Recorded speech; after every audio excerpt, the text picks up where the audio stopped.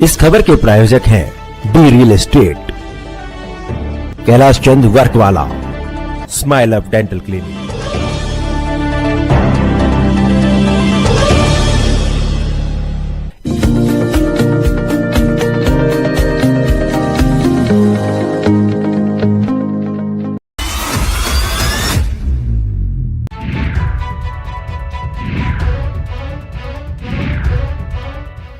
हरियाणा सरकार ने बुधवार को सिरसा जिले में 8 अगस्त यानी आज तक मोबाइल इंटरनेट और बल्क एसएमएस सेवाओं को अस्थायी रूप से निलंबित करने की घोषणा कर दी है।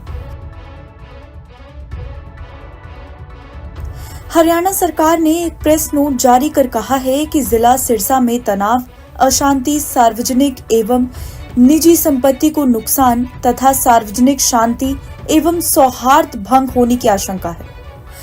धार्मिक नेता संत बहादुर चंद वकील की मौत के बाद पूरे सिरसा में इंटरनेट सेवाएं निलंबित कर दी गई हैं। वकील सिरसा में डेरा जगमालवाली के प्रमुख थे।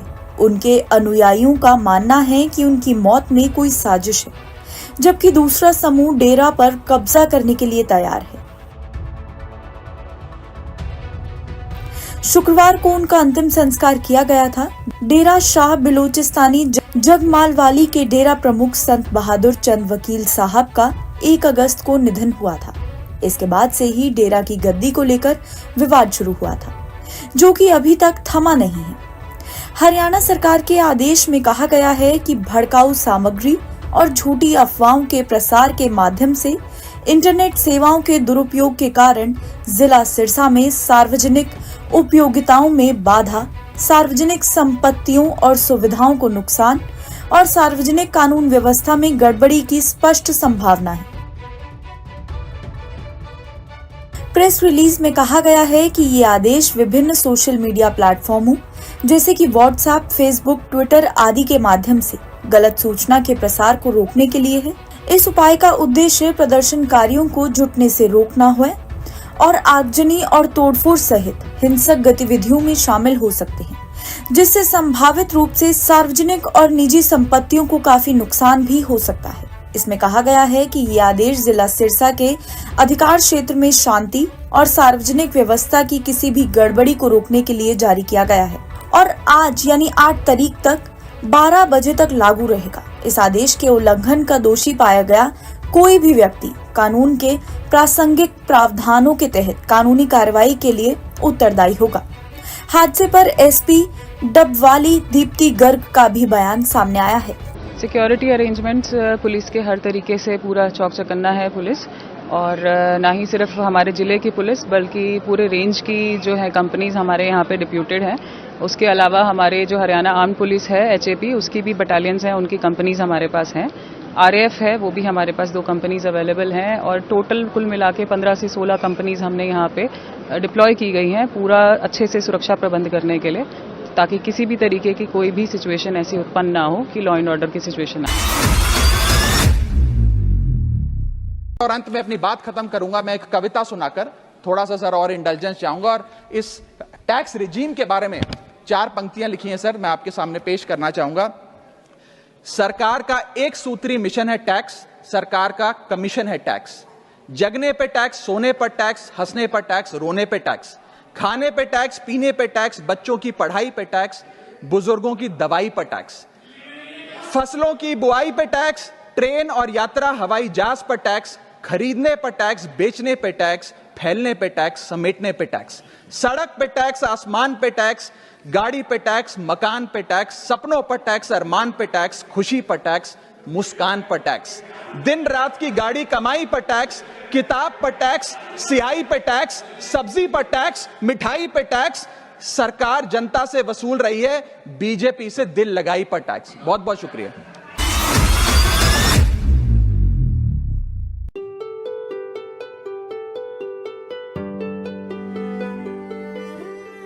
एक बड़ी खबर पश्चिम बंगाल से आ रही है। पश्चिम बंगाल के पूर्व मुख्यमंत्री और CPIM के सीनियर नेता बुद्धदेव भट्टाचार्य का निधन हो गया है। इस खबर से देश के सियासी गलियारों में शोक की लहर दौड़ गई है। उनके निधन पर बंगाल की मुख्यमंत्री ममता बनर्जी ने शोक जताया। उन्होंने कहा कि पूरे सम्मान के साथ उनका अंतिम संस्कार होगा। ममता बनर्जी ने कहा कि वो बुद्धदेव भट्टाचार्य के निधन की खबर से हैरान और दुखी हैं। बंगाल के पूर्व सीएम का निधन उनके आवास पर हुआ। प्रदेश सचिव मोहम्मद सलीम ने इसकी जानकारी दी। वो वृद्धावस्था से जुड़ी बीमारियों से जूझ रहे थे, जिसके बाद उनकी आज मृत्यु हो गई। ममता बनर्जी ने सोशल मीडिया प्लेटफॉर्म पर एक पोस्ट किया। उन्होंने अपने पोस्ट में लिखा, पूर्व मुख्यमंत्री बुद्धदेव भट्टाचार्य के अचानक निधन से हैरान और दुखी हूँ। मैं उन्हें पिछले कुछ दशकों से जानती हूँ और जब वो बीमार थे तब उनसे कई बार मिलने भी गई थी। दुख की इस घड़ी में मीरा दी और सुचेतन के प्रति मेरी हार्दिक संवेदना। उन्होंने सीपीआईएम पार्टी के प्रति भी संवेदना व्यक्त की। इतना ही नहीं, बंगाल में बीजेपी के नेता शुभेंदु अधिकारी ने भी बुद्धदेव भट्टाचार्य के निधन पर शोक जताया है। उन्होंने कहा, पूर्व मुख्यमंत्री के निधन के बारे में जानकर दुखी हूँ। बुद्धदेव भट्टाचार्य अपने स्वर्गीय निवास के लिए प्रस्थान कर गए हैं। उनके परिवार और दोस्तों के प्रति मेरी संवेदनाएं। मैं प्रार्थना करता हूँ कि उनकी आत्मा को शांति मिले। ओम शांति। वहीं बीजेपी नेता सुकांत मजूमदार ने बुद्धदेव भट्टाचार्य के निधन पर एक पोस्ट लिखा। उन्होंने कहा, पूर्व मुख्यमंत्री बुद्धदेव भट्टाचार्य के निधन से बहुत दुखी हूँ। इस दुख के समय में उनके परिवार के प्रति मेरी संवेदनाएं। मैं ईश्वर से उनकी आत्मा को शांति प्रदान करने की प्रार्थना करता हूँ। इतना ही नहीं, इस शोक पर असम के मुख्यमंत्री हेमंत बिस्व शर्मा की भी प्रतिक्रिया आई। उन्होंने कहा, पश्चिम बंगाल के पूर्व मुख्यमंत्री बुद्धदेव भट्टाचार्य के निधन के बारे में सुनकर बहुत दुखी हूँ। एक दिग्गज नेता, विधायक, मंत्री और फिर मुख्यमंत्री के तौर पर 5 दशकों से ज्यादा के उनके व्यापक अनुभव ने एक अमिट छाप छोड़ी है। उनके परिवार के प्रति मेरी संवेदना। ओम शांति। आदरणीय सदस्य श्रीमती डिम्पल यादव जी, 1 मिनट में अपना विषय बताइए। धन्यवाद सभापति महोदय। मैं आपका ध्यान अपने लोकसभा क्षेत्र मैनपुरी की तरफ आकर्षित करना चाहती हूँ, जहाँ के नगर पंचायत क्षेत्र किशनी में राष्ट्रीय राजमार्ग के सड़क चौड़ीकरण के दौरान NHAI द्वारा बड़ी मात्रा में अनियमितताएं बरती जा रही हैं, जिससे वहाँ क्षेत्र के लोगों को रोजमर्रा का जीवन जीना दूभर होता जा रहा है। महोदय, नगर पंचायत किशनी में सड़क चौड़ीकरण के नाम पर NHAI द्वारा सड़क के दोनों तरफ 3 किलोमीटर पुराना नाला तोड़ दिया गया है, जिससे सड़क के दोनों तरफ दुकानों और घरों में पानी भर जाने से जलमग्न की स्थिति पैदा होती जा रही है और जनजीवन अस्त व्यस्त हो रहा है। महोदय, चौड़ीकरण के दौरान आप मांग बताइए, आपका मांग बता दीजिए। हैंडपंप, बिजली के खंभे व सीवर लाइन को भी ध्वस्त कर दिया गया है। इस प्रकरण की शिकायत जिलाधिकारी के माध्यम से कई बार NHAI के अधिकारियों को की गई है, परंतु जल प्रभाव की समस्या का कोई भी निस्तारण नहीं हो पा रहा है। मैं आपके माध्यम से संबंधित मंत्रालय का ध्यान इस ओर आकर्षित करना चाहती हूँ।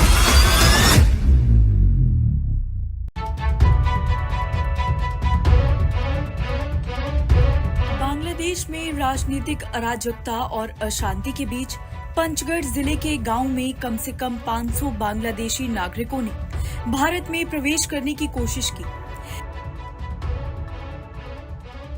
सीमा सुरक्षा बल यानी BSF के जवानों ने उन्हें पश्चिम बंगाल के जलपाईगुड़ी के पास भारतीय सीमा में प्रवेश करने से रोक दिया है। BSF के एक वरिष्ठ अधिकारी ने बताया है कि आज शाम को बांग्लादेशी नागरिकों का एक बड़ा समूह उत्तर बंगाल से लगी अंतर्राष्ट्रीय सीमा पर विभिन्न स्थानों पर एकत्र हुआ। वे भारतीय क्षेत्र में घुसने का प्रयास कर रहे थे। बॉर्डर गार्ड बांग्लादेश, नागरिक प्रशासन और BSF कर्मियों की मदद से उन्हें तितर-बितर किया गया है। बांग्लादेशी नागरिकों का कहना है कि देश में जारी हिंसा के बीच उनके घरों में तोड़फोड़ की गई है। शेख हसीना के प्रधानमंत्री पद से इस्तीफा देने के बावजूद अशांति जारी रहने के कारण वे अपनी जान बचाने के लिए भारत में शरण लेना चाहते हैं। पश्चिम बंगाल के बिहार जिले के चंगेरा बांधा इमिग्रेशन चेक पोस्ट पर मंगलवार को एक बांग्लादेशी दंपति को नकली भारतीय दस्तावेजों के साथ सीमा के इस पार प्रवेश करने की कोशिश करते हुए पकड़ा गया था। दंपति की पहचान इनामुल हक सोहेल और उनकी पत्नी संजिदा जीना इलाही के रूप में की गई है। हालांकि भारत ने बाद में उनके अनुरोध करने के बाद केवल थोड़े समय के लिए रहने की अनुमति दी है।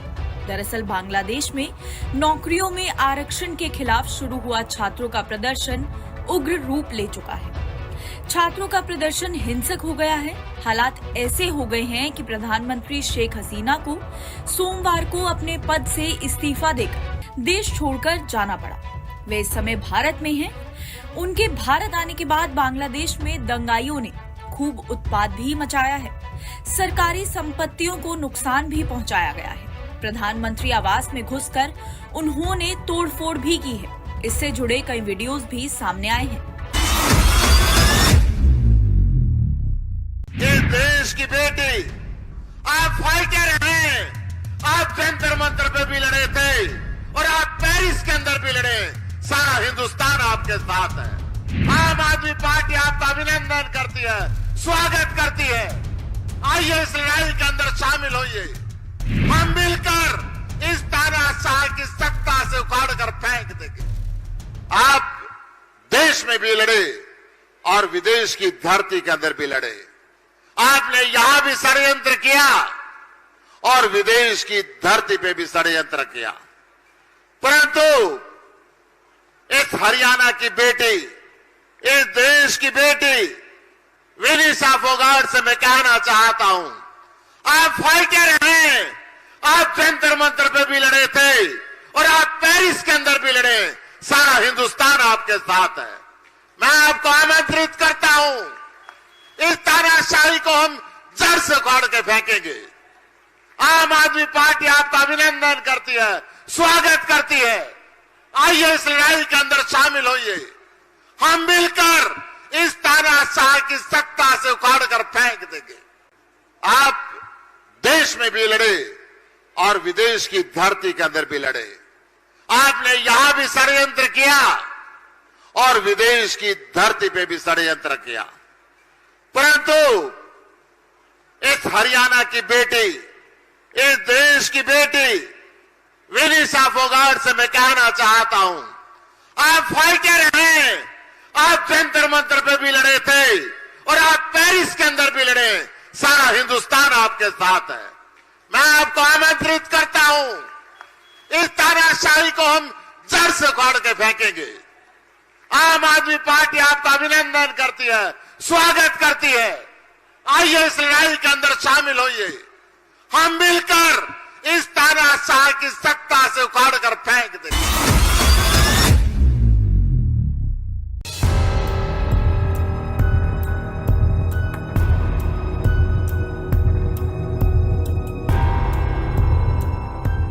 बांग्लादेश में हाहाकार मचा हुआ है। सड़कों पर उपद्रवियों का हंगामा जारी है। दुकान, मकान, फैक्ट्रियां और होटल आदि जलाए जा रहे हैं। प्रधानमंत्री आवास में भी घुसकर लूटपाट की गई। जान बचाकर किसी तरह से वहां की पूर्व प्रधानमंत्री शेख हसीना भारत भाग आईं, तो यहां भी वो बांग्लादेशियों को नहीं सुहा रही हैं। अब बांग्लादेश में ये मांग उठने लगी है कि शेख हसीना को वापस भेजा जाए। जिस अंदाज में ये अपील भारत से की गई है, उसे देखते हुए तो ऐसा लग रहा है जैसे वे शेख हसीना के खिलाफ कोई बहुत बड़ी कार्रवाई चाहते हैं, शायद उम्र कैद या फिर शायद सजाए मौत भी। दरअसल Bangladesh supreme court bar association के अध्यक्ष AM महबूब उद्दीन खोकोन ने भारत से अपील की है कि भारत शेख हसीना को अरेस्ट कर वापस बांग्लादेश भेज दे। बांग्लादेश के एक अखबार डेली स्टार की एक रिपोर्ट के मुताबिक Bangladesh supreme court bar association के अध्यक्ष AM महबूबुद्दीन खोकन ने अपने एक बयान में कहा कि बांग्लादेश भारत के साथ अच्छे संबंध चाहता है, इसलिए भारत को भी बांग्लादेश का सम्मान करते हुए देश छोड़कर भागी पूर्व प्रधानमंत्री शेख हसीना और शेख रिहाना को वापस भेज देना चाहिए। उन्होंने आरोप लगाया कि शेख हसीना ने बांग्लादेश में बहुत से लोगों को मरवाया है, इसलिए वो बांग्लादेशी आवाम की गुनहगार हैं। ऐसे में उन्हें क्षमा नहीं मिल सकती।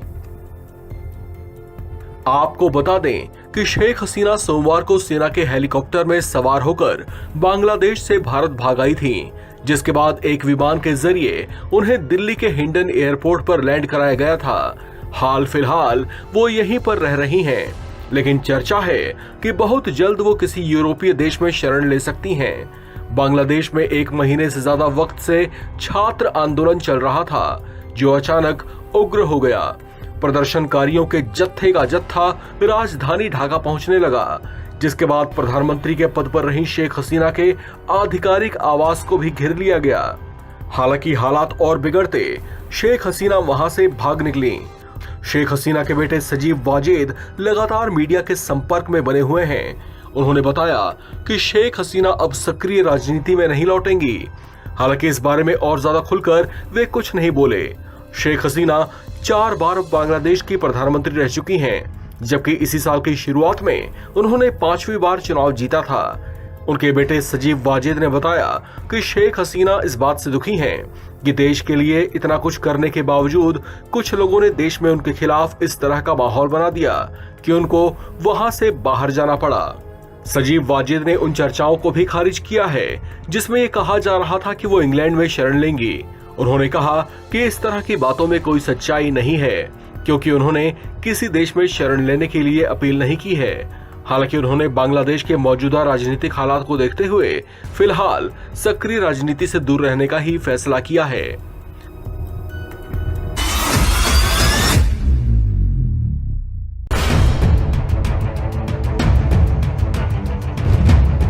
उत्तर प्रदेश लोकसभा चुनाव में इंडिया गठबंधन ने शानदार प्रदर्शन करते हुए एनडीए को चित कर दिया था और अब सबकी नजरें यूपी के 10 सीटों पर होने वाले उपचुनावों पर टिकी हुई हैं। इस बीच सवाल उठ रहे हैं कि क्या लोकसभा के बाद उपचुनाव में भी कांग्रेस और सपा साथ मिलकर चुनाव लड़ेंगे या नहीं।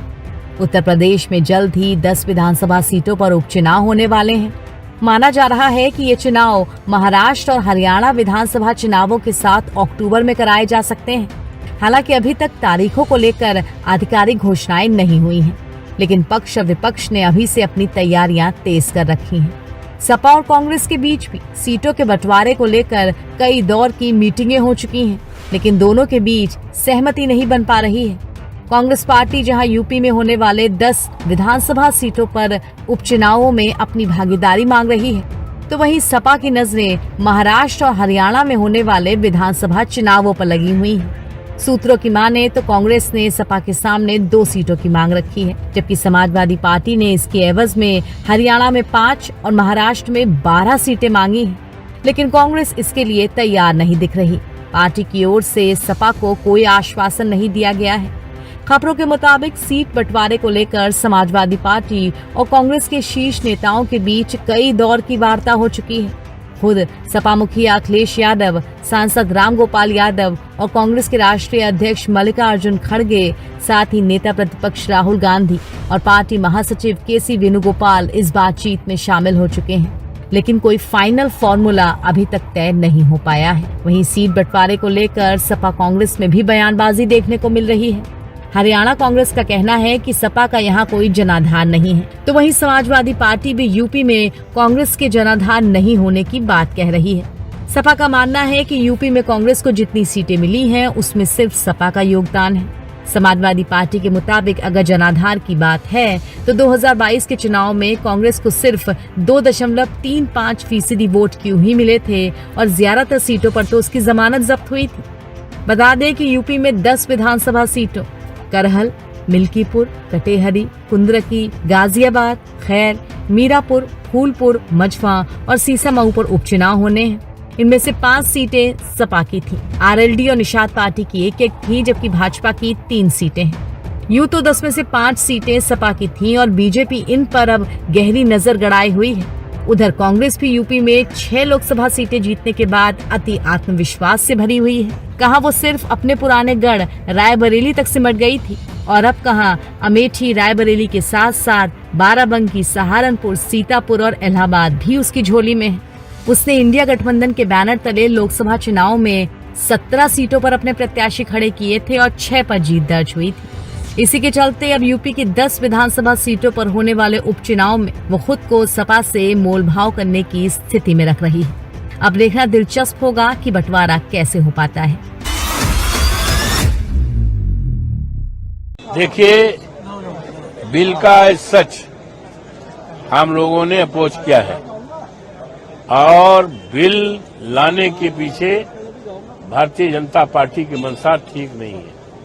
भारतीय जनता पार्टी इस देश में केवल जमीन हड़पो, जमीन बनाओ का कारोबार पूरे देश में कर रही है और इससे एक तरह से जो हमारे कॉन्स्टिट्यूशन में है, मूलाधिकार है, फंडामेंटल राइट्स है, संविधान की आर्टिकल 25 देखिए, 26 देखिए, तो उनके जो प्रोविजंस है, उनके जो संविधान में जो व्यवस्था है, उसके खिलाफ ये बिल है और पूरी तरह से हमारे देश में जो संविधान है बाबा साहब भीमराव अम्बेडकर का, जिसमें फंडामेंटल राइट्स दिया है आर्टिकल 14 में, तो उसका पूरी तरह से उल्लंघन है और इससे साफ कहा जा सकता है कि भारतीय जनता पार्टी के लोगों की मंशा ठीक नहीं है। जमीन हड़पनों का काम है और इस देश में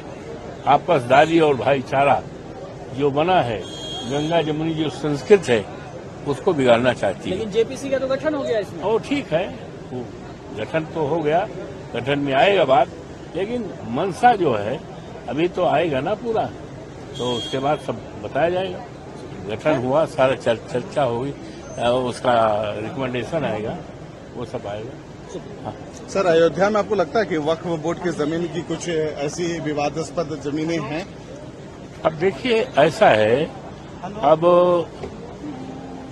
पर्टिकुलर जनपदों की बात तो अभी नहीं कहा जा सकता, देखा जाएगा तो तमाम जगह की जमीनों का बात होगा। लेकिन जो आज बिल आया है वो किसी एक जिले के लिए नहीं आया है, ये बिल तो पूरा देश के लिए लाया गया है। वैसे में दरअसल सरकार का चाल चरित्र चेहरा बहुत अलग अलग है। सरकार कहती कुछ है, करती कुछ है। उसका एक सूत्री कार्यक्रम ध्रुवीकरण है। वो चाहती है कि इस बिल के बहाने वो समाज में ध्रुवीकरण करे, बंटवारा करे।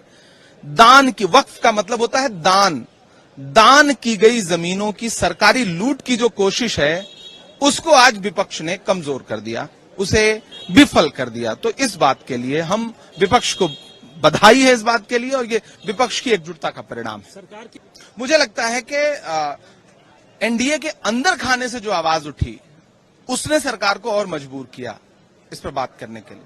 और अंततोगत्वा विरोध जाहिर करने के लिए भी कहा गया पीटी उषा जी को, प्रधानमंत्री जी ने भी ट्वीट किया। क्या आपके पूरे इस मसले पर क्या प्रतिक्रिया है? देखिए, ये हिंदुस्तान के लिए भी एक मेडल की हानि है और सबसे जो पर्सनली लगा, आप देखोगे हिंदुस्तान के साथ साथ खुद विनेश फोगाट को बहुत बड़ी हानि है, क्योंकि फाइनल में वो थी, मेडल उसका पक्का था, गोल्ड या सिल्वर, और जिस तरीके से ओवरवेट होने की वजह से वो डिस्क्वालीफाई हुए, वो काफी दुखदायी है। तो मैं यही कहूंगा कि ये समय उसके साथ खड़े रहने का है, क्योंकि ये देश से जुड़ा मामला है और जब कोई खिलाड़ी जीतता है तो देश के लिए मेडल जीतता है, देश जीतता है। एक मेडल का नुकसान हुआ और विनेश फोगाट को जो अलग से उसको खुद पर्सनली ये मेडल से जो वो नहीं, फाइनल पहुंचने के बाद भी जो मेडल नहीं मिल पाएगा, वो काफी दुखदायी है और ये इसकी पूर्ति कभी नहीं हो सकती। तो मैं बस यही है कि जो भी सिचुएशन हुई है वो बड़ा गलत हुआ है, भारतीय टीम को, भारत को नुकसान हुआ है, विनेश फोगाट को काफी इसका नुकसान हुआ है। एक खिलाड़ी के तौर पर आप क्या सोचते हैं? 100 ग्राम वाली बात हालांकि जैसे कि आई, तो देखिए ओवरवेट होने में ये प्रावधान है स्पोर्ट्स कोड में, यूडब्ल्यूडब्ल्यू जो नियम है उसमें पूरा वेट, एक्यूरेट वेट दिखाना होता है।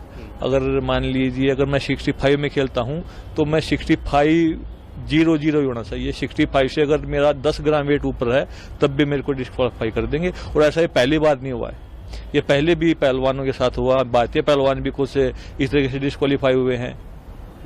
तो ये विदेशी पहलवानों के साथ भी ये समस्या हुई है, डिस्क्वालीफाई हुए हैं, ये ओवरवेट की वजह से हो जाती है। और इसमें 1% भी कहीं राहत नहीं दी जाती। ये नहीं होता कि भाई किसी का 10 ग्राम वजन ज़्यादा है तो उसको एक्सेप्ट नहीं करते, वो बारी उसको डिस्क्वालीफाई करते हैं। एक खिलाड़ी के लिए लेकिन ये बहुत इमोशनल मोमेंट होता है। पीटी उषा जी ने भी हालांकि उनसे बात की है, वो इमोशनल सपोर्ट भी पूरा देश हालांकि उनके सपोर्ट में है। तो एक इमोशनली और टेक्निकली भी समझना चाहेंगे कि क्या फर्क जो है वो अब बढ़ेगा। जाहिर है एक फर्क तो देखिए, सबसे बड़ी बात तो मेडल से दूर मेडल नहीं मिल पाना, इससे ज्यादा फर्क और इससे ज्यादा दुख है कुछ भी नहीं होता। ओलंपिक मेडल जीतना सभी का सपना होता है और इतना नजदीक आने के बाद एक मेडल हाथ में आने के बाद जब ये चीजें की होती हैं तो उसकी पूर्ति कभी भी नहीं हो सकती। पर सबसे दुखदायी ये है कि यहाँ भी राजनीति घुसा दी है, इसको अलग अलग एंगल दिया जा रहा है। और हालांकि हर पहलवान को और खिलाड़ी को, सभी पहलवानों को खासकर जो भी अंतर्राष्ट्रीय स्तर के, उनको सबको पता है कि क्या यूडब्ल्यूडब्ल्यू में क्या नियम है, क्या कायदे कानून है, इसमें जो भी चीजें होती हैं वो सबको पता है कि भाई अगर वेट ज्यादा होता है तो खिलाड़ी को कंपटीशन में बाहर होना पड़ता है, डिस्क्वालीफाई होना पड़ता है। तो मैं यही कहूंगा कि पर हिंदुस्तान में एक समस्या ये है कि आरोप लगाना बड़ा आसान है।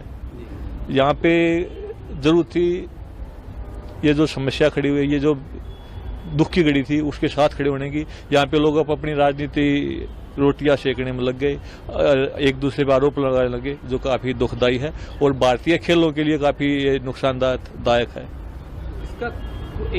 इसको समझते हैं करीब से, तो क्या कोई भी विकल्प या कोई भी सॉल्यूशन इस चीज को लेकर, जैसे विरोध अगर जाहिर किया जाता है इसको लेकर ओलंपिक संघ के? नहीं, इसका कोई विरोध नहीं है।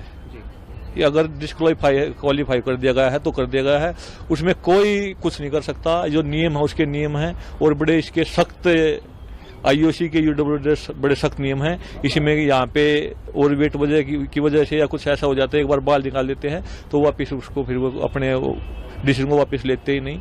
इसमें अगर ये चीजें कभी से चीजें होती आई हैं कि अगर जो एक बार फैसला कर लिया यूडब्ल्यूडब्ल्यू ने, उससे वो वापस मतलब इस तरीके के उसमें कभी भी वो अपने डिसीजन से नहीं पलटते। लेकिन बस मेरा लास्ट सवाल ये कि अगर वो रहती तो किस तरह की जो एक्सपेक्टेशंस है, देखिए जिस तरीके से ओलंपिक चैंपियन को हराना और फाइनल में जाना, तो सभी को उम्मीद थी कि गोल्ड की पूरी उम्मीद थी कि भाई गोल्ड आएगा, और वो पूरे देश को उसका नुकसान हुआ है, खुद विनेश को नुकसान हुआ है। यहाँ पे जो आपसी बातचीत है वो अलग है, आप मतभेद वो अलग हैं, पर जहाँ भी देश की बात आती है तो सभी देशवासी उनके साथ खड़े हैं। और ये दुखी है क्योंकि एक मेडल छीनना देश से और खुद के गले से मेडल निकलना तो काफी दुखदायी है। और प्रधानमंत्री जी के ट्वीट को खुद उन्होंने आगे आकर इस चीज को लेकर उनको देखिए बिल्कुल उसमें प्रधानमंत्री जी ने भी शायद फोन पे तो बात नहीं की, पर पीटी उषा जी से बात किया फोन पे, शायद विनेश से तो बात हुई है नहीं हुई मेरे को इतना नहीं पता, पर पीटी उषा जी बात की। इसका क्या हल निकल सकता है? जो भी प्रोटेस्ट किया जा सकता है वो प्रोटेस्ट कीजिए, और पीटी उषा जी ने प्रोटेस्ट भी किया है। पर सच्चाई ये है कि कभी ऐसा यूडब्ल्यूडब्ल्यू या आईओसी कभी इसको एक्सेप्ट नहीं कर सकती, और ना कभी आज तक किया है कि कोई डिस्क्वालीफाई कर दिया इस तरीके से वेट की वजह से और फिर उसको वापिस ये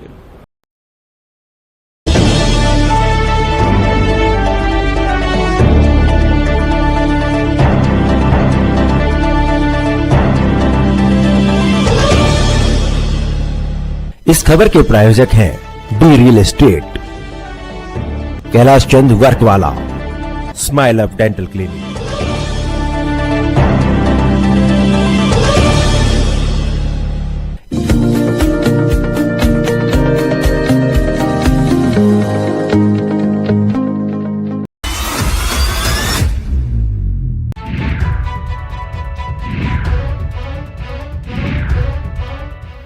हरियाणा सरकार ने बुधवार को सिरसा जिले में 8 अगस्त यानी आज तक मोबाइल इंटरनेट और बल्क एसएमएस सेवाओं को अस्थायी रूप से निलंबित करने की घोषणा कर दी है। हरियाणा सरकार ने एक प्रेस नोट जारी कर कहा है कि जिला सिरसा में तनाव, अशांति, सार्वजनिक एवं निजी संपत्ति को नुकसान तथा सार्वजनिक शांति एवं सौहार्द भंग होने की आशंका है।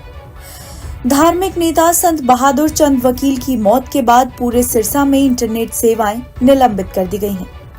वकील सिरसा में डेरा जगमालवाली के प्रमुख थे।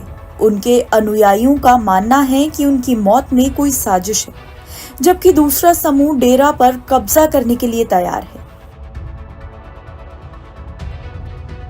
शुक्रवार को उनका अंतिम संस्कार किया गया था। डेरा शाह बिलोचिस्तानी जगमालवाली के डेरा प्रमुख संत बहादुर चंद वकील साहब का 1 अगस्त को निधन हुआ था। इसके बाद से ही डेरा की गद्दी को लेकर विवाद शुरू हुआ था, जो कि अभी तक थमा नहीं है। हरियाणा सरकार के आदेश में कहा गया है कि भड़काऊ सामग्री और झूठी अफवाहों के प्रसार के माध्यम से इंटरनेट सेवाओं के दुरुपयोग के कारण जिला सिरसा में सार्वजनिक उपयोगिताओं में बाधा, सार्वजनिक संपत्तियों और सुविधाओं को नुकसान और सार्वजनिक कानून व्यवस्था में गड़बड़ी की स्पष्ट संभावना है। प्रेस रिलीज में कहा गया है कि ये आदेश विभिन्न सोशल मीडिया प्लेटफॉर्मों जैसे कि व्हाट्सएप, फेसबुक, ट्विटर आदि के माध्यम से गलत सूचना के प्रसार को रोकने के लिए है। इस उपाय का उद्देश्य प्रदर्शनकारियों को जुटने से रोकना है और आगजनी और तोड़फोड़ सहित हिंसक गतिविधियों में शामिल हो सकते हैं, जिससे संभावित रूप से सार्वजनिक और निजी संपत्तियों को काफी नुकसान भी हो सकता है। इसमें कहा गया है कि ये आदेश जिला सिरसा के अधिकार क्षेत्र में शांति और सार्वजनिक व्यवस्था की किसी भी गड़बड़ी को रोकने के लिए जारी किया गया है और आज यानी 8 तारीख तक 12 बजे तक लागू रहेगा। इस आदेश के उल्लंघन का दोषी पाया गया कोई भी व्यक्ति कानून के प्रासंगिक प्रावधानों के तहत कानूनी कार्रवाई के लिए उत्तरदायी होगा। हादसे पर एसपी डबवाली दीप्ति गर्ग का भी बयान सामने आया है। सिक्योरिटी अरेंजमेंट्स पुलिस के हर तरीके से पूरा चौक चौकन्ना है पुलिस, और ना ही सिर्फ हमारे ज़िले की पुलिस बल्कि पूरे रेंज की जो है कंपनीज हमारे यहाँ पे डिप्यूटेड हैं। उसके अलावा हमारे जो हरियाणा आर्म्ड पुलिस है HAP, उसकी भी बटालियंस हैं, उनकी कंपनीज हमारे पास हैं। RAF है, वो भी हमारे पास 2 कंपनीज अवेलेबल हैं और टोटल कुल मिला के 15 से 16 कंपनीज हमने यहाँ पे डिप्लॉय की गई हैं पूरा अच्छे से सुरक्षा प्रबंध करने के लिए, ताकि किसी भी तरीके की कोई भी सिचुएशन ऐसी उत्पन्न ना हो कि लॉ एंड ऑर्डर की सिचुएशन आए।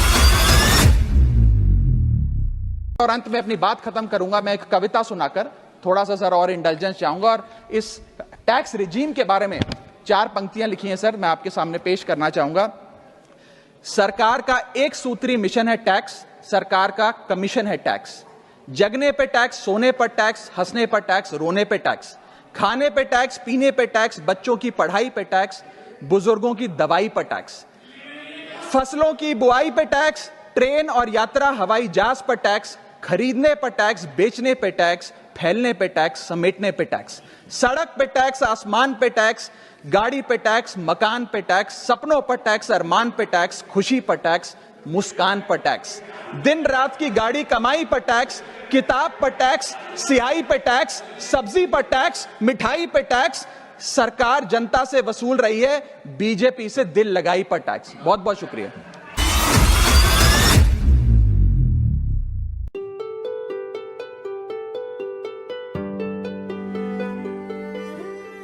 एक बड़ी खबर पश्चिम बंगाल से आ रही है। पश्चिम बंगाल के पूर्व मुख्यमंत्री और CPIM के सीनियर नेता बुद्धदेव भट्टाचार्य का निधन हो गया है। इस खबर से देश के सियासी गलियारों में शोक की लहर दौड़ गई है।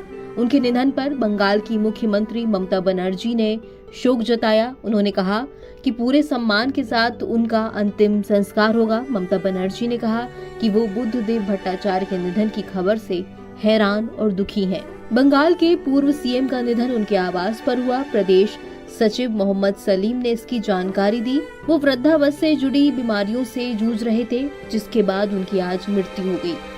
ममता बनर्जी ने सोशल मीडिया प्लेटफॉर्म पर एक पोस्ट किया। उन्होंने अपने पोस्ट में लिखा, पूर्व मुख्यमंत्री बुद्धदेव भट्टाचार्य के अचानक निधन से हैरान और दुखी हूँ। मैं उन्हें पिछले कुछ दशकों से जानती हूँ और जब वो बीमार थे तब उनसे कई बार मिलने भी गई थी। दुख की इस घड़ी में मीरा दी और सुचेतन के प्रति मेरी हार्दिक संवेदना। उन्होंने CPIM पार्टी के प्रति भी संवेदना व्यक्त की। इतना ही नहीं, बंगाल में बीजेपी के नेता शुभेंदु अधिकारी ने भी बुद्धदेव भट्टाचार्य के निधन पर शोक जताया है। उन्होंने कहा, पूर्व मुख्यमंत्री के निधन के बारे में जानकर दुखी हूँ। बुद्धदेव भट्टाचार्य अपने स्वर्गीय निवास के लिए प्रस्थान कर गए हैं। उनके परिवार और दोस्तों के प्रति मेरी संवेदनाएं। मैं प्रार्थना करता हूँ कि उनकी आत्मा को शांति मिले। ओम शांति। वहीं बीजेपी नेता सुकांत मजूमदार ने बुद्धदेव भट्टाचार्य के निधन पर एक पोस्ट लिखा। उन्होंने कहा, पूर्व मुख्यमंत्री बुद्धदेव भट्टाचार्य के निधन से बहुत दुखी हूँ। इस दुख के समय में उनके परिवार के प्रति मेरी संवेदनाएं, मैं ईश्वर से उनकी आत्मा को शांति प्रदान करने की प्रार्थना करता हूँ। इतना ही नहीं, इस शोक पर असम के मुख्यमंत्री हेमंत बिस्व शर्मा की भी प्रतिक्रिया आई। उन्होंने कहा, पश्चिम बंगाल के पूर्व मुख्यमंत्री बुद्धदेव भट्टाचार्य के निधन के बारे में सुनकर बहुत दुखी हूँ। एक दिग्गज नेता, विधायक, मंत्री और फिर मुख्यमंत्री के तौर पर 5 दशकों से ज्यादा के उनके व्यापक अनुभव ने एक अमिट छाप छोड़ी है। उनके परिवार के प्रति मेरी संवेदना। ओम शांति। आदरणीय सदस्य श्रीमती डिम्पल यादव जी, 1 मिनट में अपना विषय बताइए। धन्यवाद सभापति महोदय। मैं आपका ध्यान अपने लोकसभा क्षेत्र मैनपुरी की तरफ आकर्षित करना चाहती हूँ, जहाँ के नगर पंचायत क्षेत्र किशनी में राष्ट्रीय राजमार्ग के सड़क चौड़ीकरण के दौरान NHAI द्वारा बड़ी मात्रा में अनियमितताएं बरती जा रही हैं, जिससे वहाँ क्षेत्र के लोगों को रोजमर्रा का जीवन जीना दूभर होता जा रहा है। महोदय, नगर पंचायत किशनी में सड़क चौड़ीकरण के नाम पर NHAI द्वारा सड़क के दोनों तरफ 3 किलोमीटर पुराना नाला तोड़ दिया गया है, जिससे सड़क के दोनों तरफ दुकानों और घरों में पानी भर जाने से जलमग्न की स्थिति पैदा होती जा रही है और जनजीवन अस्त व्यस्त हो रहा है। महोदय, चौड़ीकरण के दौरान आप मांग बताइए, आपका मांग बता दीजिए। हैंडपंप, बिजली के खंभे व सीवर लाइन को भी ध्वस्त कर दिया गया है। इस प्रकरण की शिकायत जिलाधिकारी के माध्यम से कई बार NHAI के अधिकारियों को की गई है, परंतु जल प्रभाव की समस्या का कोई भी निस्तारण नहीं हो पा रहा है। मैं आपके माध्यम से संबंधित मंत्रालय का ध्यान इस ओर आकर्षित करना चाहती हूँ।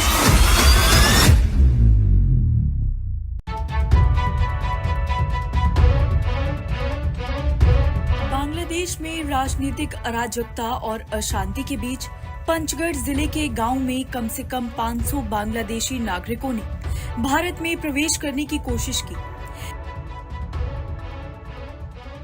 सीमा सुरक्षा बल यानी BSF के जवानों ने उन्हें पश्चिम बंगाल के जलपाईगुड़ी के पास भारतीय सीमा में प्रवेश करने से रोक दिया है। BSF के एक वरिष्ठ अधिकारी ने बताया है कि आज शाम को बांग्लादेशी नागरिकों का एक बड़ा समूह उत्तर बंगाल से लगी अंतर्राष्ट्रीय सीमा पर विभिन्न स्थानों पर एकत्र हुआ। वे भारतीय क्षेत्र में घुसने का प्रयास कर रहे थे। बॉर्डर गार्ड बांग्लादेश, नागरिक प्रशासन और BSF कर्मियों की मदद से उन्हें तितर-बितर किया गया है। बांग्लादेशी नागरिकों का कहना है कि देश में जारी हिंसा के बीच उनके घरों में तोड़फोड़ की गई है। शेख हसीना के प्रधानमंत्री पद से इस्तीफा देने के बावजूद अशांति जारी रहने के कारण वे अपनी जान बचाने के लिए भारत में शरण लेना चाहते हैं। पश्चिम बंगाल के बिहार जिले के चंगेरा बांधा इमिग्रेशन चेक पोस्ट पर मंगलवार को एक बांग्लादेशी दंपति को नकली भारतीय दस्तावेजों के साथ सीमा के इस पार प्रवेश करने की कोशिश करते हुए पकड़ा गया था। दंपति की पहचान इनामुल हक सोहेल और उनकी पत्नी संजिदा जीना इलाही के रूप में की गई है। हालांकि भारत ने बाद में उनके अनुरोध करने के बाद केवल थोड़े समय के लिए रहने की अनुमति दी है। दरअसल बांग्लादेश में नौकरियों में आरक्षण के खिलाफ शुरू हुआ छात्रों का प्रदर्शन उग्र रूप ले चुका है। छात्रों का प्रदर्शन हिंसक हो गया है। हालात ऐसे हो गए हैं कि प्रधानमंत्री शेख हसीना को सोमवार को अपने पद से इस्तीफा देकर देश छोड़कर जाना पड़ा। वे इस समय भारत में हैं। उनके भारत आने के बाद बांग्लादेश में दंगाइयों ने खूब उत्पात भी मचाया है। सरकारी संपत्तियों को नुकसान भी पहुंचाया गया है। प्रधानमंत्री आवास में घुसकर उन्होंने तोड़फोड़ भी की है। इससे जुड़े कई वीडियोस भी सामने आए हैं। ये देश की बेटी, आप फाइटर हैं। आप जंतर मंतर पे भी लड़े थे और आप पेरिस के अंदर भी लड़े। सारा हिंदुस्तान आपके साथ है। आम आदमी पार्टी आपका अभिनंदन करती है, स्वागत करती है। आइए इस लड़ाई के अंदर शामिल होइए। हम मिलकर इस तानाशाह की सत्ता से उखाड़ कर फेंक देंगे। आप देश में भी लड़े और विदेश की धरती के अंदर भी लड़े। आपने यहां भी षड्यंत्र किया और विदेश की धरती पे भी षड्यंत्र किया, परंतु इस हरियाणा की बेटी, इस देश की बेटी विनीशा फोगाट से मैं कहना चाहता हूं, आप फाइटर हैं। आप जंतर मंतर पे भी लड़े थे और आप पेरिस के अंदर भी लड़े। सारा हिंदुस्तान आपके साथ है। मैं आपको आमंत्रित करता हूं, इस तानाशाही को हम जड़ से उखाड़ के फेंकेंगे। आम आदमी पार्टी आपका अभिनंदन करती है, स्वागत करती है। आइए इस लड़ाई के अंदर शामिल होइए। हम मिलकर इस तानाशाह की सत्ता से उखाड़ कर फेंक देंगे। आप देश में भी लड़े और विदेश की धरती के अंदर भी लड़े। आपने यहां भी षड्यंत्र किया और विदेश की धरती पे भी षड्यंत्र किया, परंतु इस हरियाणा की बेटी, इस देश की बेटी विनीशा फोगाट से मैं कहना चाहता हूं, आप फाइटर हैं। आप जंतर मंतर पे भी लड़े थे और आप पेरिस के अंदर भी लड़े। सारा हिंदुस्तान आपके साथ है। मैं आपको आमंत्रित करता हूं, इस तानाशाही को हम जड़ से उखाड़ के फेंकेंगे। आम आदमी पार्टी आपका अभिनंदन करती है, स्वागत करती है। आइए इस लड़ाई के अंदर शामिल होइए। हम मिलकर इस तानाशाह की सत्ता से उखाड़ कर फेंक देंगे।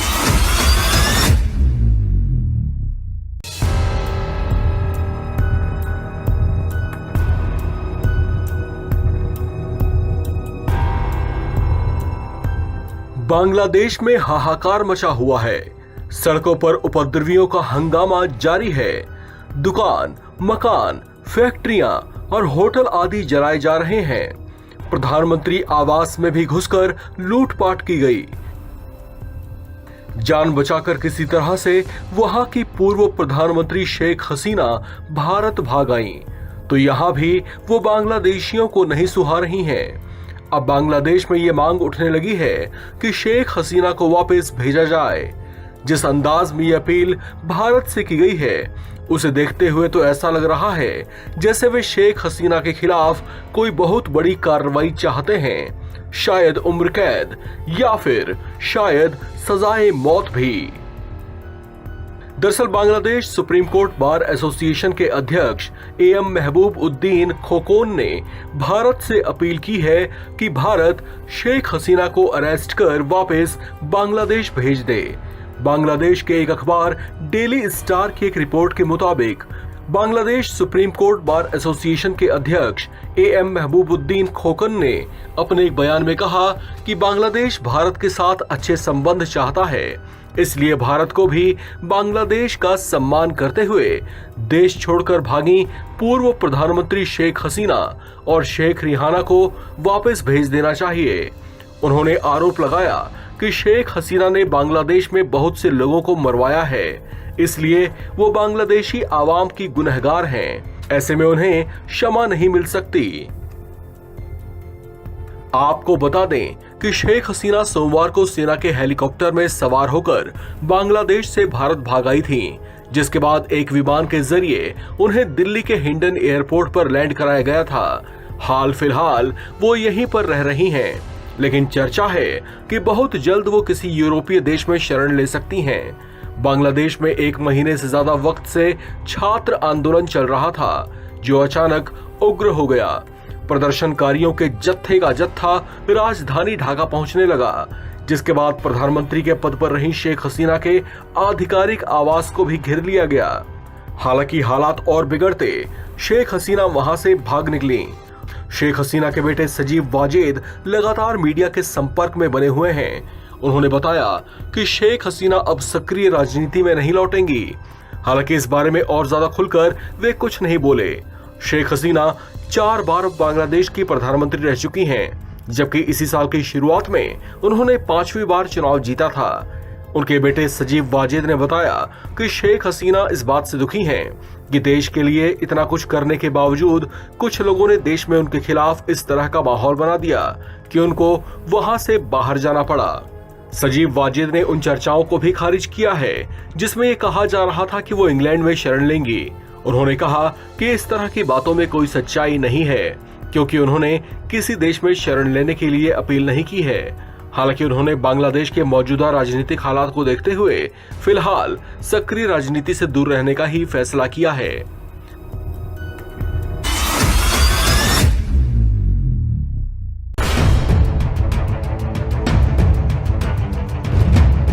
उत्तर प्रदेश लोकसभा चुनाव में इंडिया गठबंधन ने शानदार प्रदर्शन करते हुए एनडीए को चित कर दिया था और अब सबकी नजरें यूपी की 10 सीटों पर होने वाले उपचुनावों पर टिकी हुई हैं। इस बीच सवाल उठ रहे हैं कि क्या लोकसभा के बाद उपचुनाव में भी कांग्रेस और सपा साथ मिलकर चुनाव लड़ेंगे या नहीं।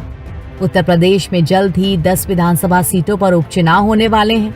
माना जा रहा है कि ये चुनाव महाराष्ट्र और हरियाणा विधानसभा चुनावों के साथ अक्टूबर में कराए जा सकते हैं।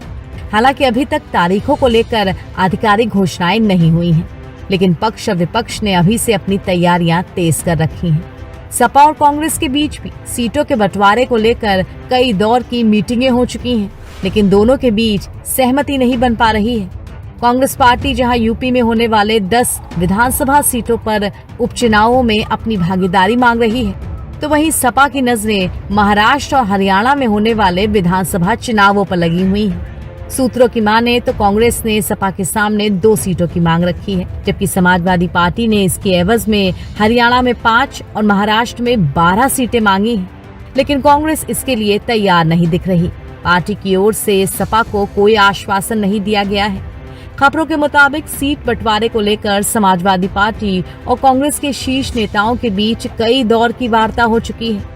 खुद सपा मुखिया अखिलेश यादव, सांसद रामगोपाल यादव और कांग्रेस के राष्ट्रीय अध्यक्ष मल्लिकार्जुन खड़गे, साथ ही नेता प्रतिपक्ष राहुल गांधी और पार्टी महासचिव केसी वेणुगोपाल इस बातचीत में शामिल हो चुके हैं, लेकिन कोई फाइनल फॉर्मूला अभी तक तय नहीं हो पाया है। वहीं सीट बंटवारे को लेकर सपा कांग्रेस में भी बयानबाजी देखने को मिल रही है।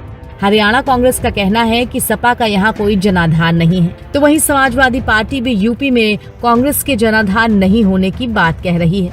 सपा का मानना है कि यूपी में कांग्रेस को जितनी सीटें मिली हैं, उसमें सिर्फ सपा का योगदान है। समाजवादी पार्टी के मुताबिक अगर जनाधार की बात है तो 2022 के चुनाव में कांग्रेस को सिर्फ 2.35% वोट क्यों ही मिले थे और ज्यादातर सीटों पर तो उसकी जमानत जब्त हुई थी। बता दें कि यूपी में 10 विधानसभा सीटों करहल, मिल्कीपुर, कटेहरी, कुंद्रकी, गाजियाबाद, खैर, मीरापुर, फूलपुर, मजफा और सीसामऊ पर उपचुनाव होने हैं। इनमें से 5 सीटें सपा की थी। आरएलडी और निषाद पार्टी की 1-1 थी, जबकि भाजपा की 3 सीटें हैं। यूं तो 10 में से 5 सीटें सपा की थीं और बीजेपी इन पर अब गहरी नजर गड़ाए हुई है। उधर कांग्रेस भी यूपी में 6 लोकसभा सीटें जीतने के बाद अति आत्मविश्वास से भरी हुई है। कहां वो सिर्फ अपने पुराने गढ़ रायबरेली तक सिमट गई थी और अब कहां अमेठी, रायबरेली के साथ साथ बाराबंकी, सहारनपुर, सीतापुर और इलाहाबाद भी उसकी झोली में है।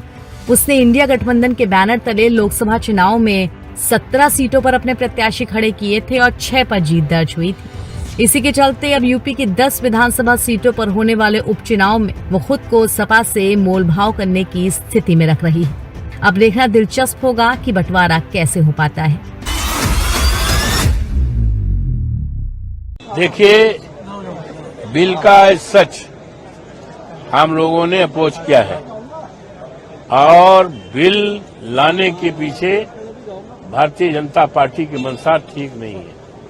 भारतीय जनता पार्टी इस देश में केवल जमीन हड़पो, जमीन बनाओ का कारोबार पूरे देश में कर रही है और इससे एक तरह से जो हमारे कॉन्स्टिट्यूशन में है, मूलाधिकार है, फंडामेंटल राइट्स है, संविधान की आर्टिकल 25 देखिए, 26 देखिए, तो उनके जो प्रोविजंस है, उनके जो संविधान में जो व्यवस्था है, उसके खिलाफ ये बिल है और पूरी तरह से हमारे देश में जो संविधान है बाबा साहब भीमराव अम्बेडकर का, जिसमें फंडामेंटल राइट्स दिया है आर्टिकल 14 में, तो उसका पूरी तरह से उल्लंघन है। और इससे साफ कहा जा सकता है कि भारतीय जनता पार्टी के लोगों की मंशा ठीक नहीं है, जमीन हड़पनों का काम है और इस देश में आपसदारी और भाईचारा जो बना है, गंगा जमुनी जो संस्कृत है, उसको बिगाड़ना चाहती है। लेकिन जेपीसी का तो गठन हो गया इसमें। और ठीक है, वो गठन तो हो गया, गठन में आएगा बात, लेकिन मंशा जो है अभी तो आएगा ना पूरा, तो उसके बाद सब बताया जाएगा। गठन हुआ, सारा चर्चा होगी, उसका रिकमेंडेशन आएगा, वो सब आएगा। हाँ। सर, अयोध्या में आपको लगता है कि वक्फ बोर्ड की जमीन की कुछ ऐसी विवादास्पद जमीनें हैं? अब देखिए, ऐसा है, अब पर्टिकुलर जनपदों की बात तो अभी नहीं कहा